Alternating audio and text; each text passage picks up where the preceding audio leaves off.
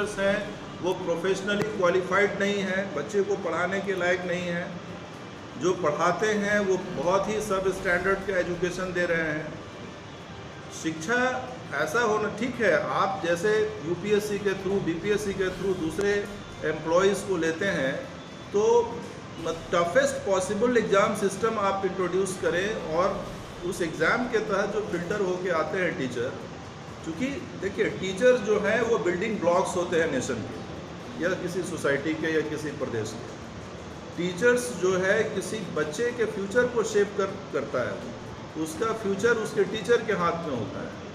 अगर टीचर कर सकते हैं, देश की तरक्की और प्रदेश की तरक्की क्वालिटी ह्यूमन रिसोर्सेज पे डिपेंड करता है।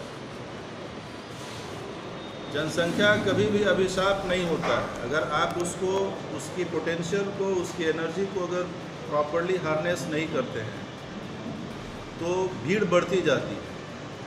लेकिन अगर उसी भीड़ को में अगर हम गुण डाल दें, स्किल डाल दें, अगर वही भीड़ स्किल्ड एजुकेशन से इक्विप्ड हो तो प्रदेश के इकोनॉमी में वो बेहतर तरीके से कंट्रीब्यूट कर सकता है।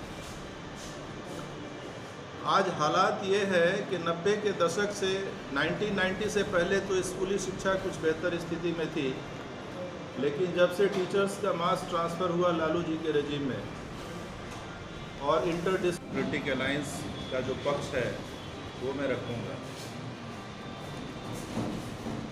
मित्रों, जैसा कि आप सभी लोग जानते हैं कि किसी भी देश का सबसे बड़ा पूंजी जो होता है वो ह्यूमन रिसोर्सेज होता है, मानव संसाधन।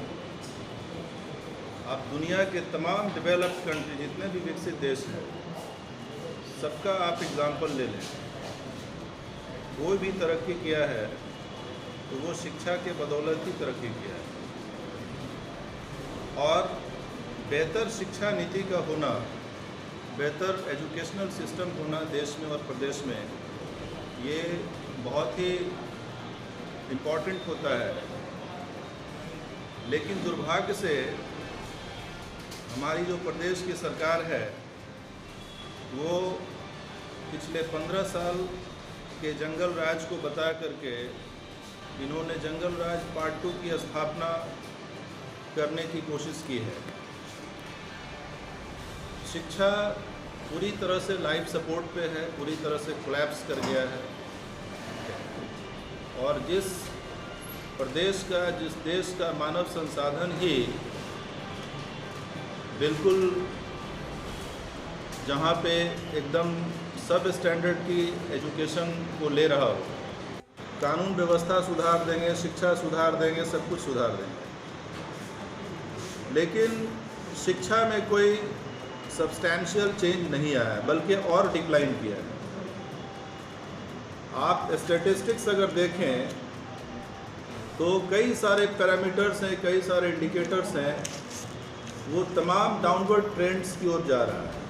सब ये बता रहा है, सारे इंडिकेटर्स यही बता रहे हैं कि बिहार में शिक्षा की हालत बहुत ही खस्ताहाल है।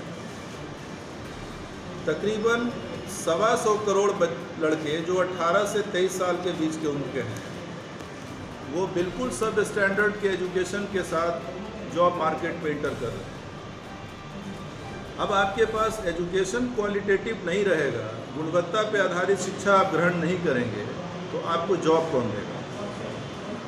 जॉबलेसनेस बढ़ेगी तो और दूसरे तरह के सोशल प्रॉब्लम्स खड़े होंगे, है ना। तो शिक्षा जो है, शिक्षा एक ऐसा इशू है जो कि मेन स्टे है किसी भी सोसाइटी का, किसी भी देश का, किसी भी प्रदेश का। ये आधार स्तंभ है। अगर शिक्षा पे आप फोकस नहीं करेंगे, इंफ्रास्ट्रक्चर जो है हमारा स्कूली शिक्षा का, वो पूरी तरह से छिन्न भिन्न है। अभी एक आंकड़े के हिसाब से 57.3% स्कूल्स में ही आपके बाउंड्रीज हैं, ठीक है। बाकी रेस्ट ऑफ द 37% स्कूल आज भी अनसेफ कंडीशन में है ना। और शिक्षक और स्टूडेंट्स और टीचर्स का जो अनुपात होना चाहिए वो भी बहुत ही डिसअपॉइंटिंग है, बहुत ही निराशाजनक है। हमारे यहाँ कॉलेजेस की संख्या जो है, अब देखिए टोटल 22 यूनिवर्सिटीज़ है प्रदेश में, है ना। 22 यूनिवर्सिटीज़ हैं और लगभग 744 कॉलेजेज हैं यहाँ पे। 1 लाख पे, प्रति 1 लाख पे 7 कॉलेज हैं, जो कि राष्ट्रीय जो औसत है वो 28 कॉलेज का है। पर लाख 28 कॉलेजेज है नेशनल एवरेज है, ठीक है। तो इंस्टीट्यूशंस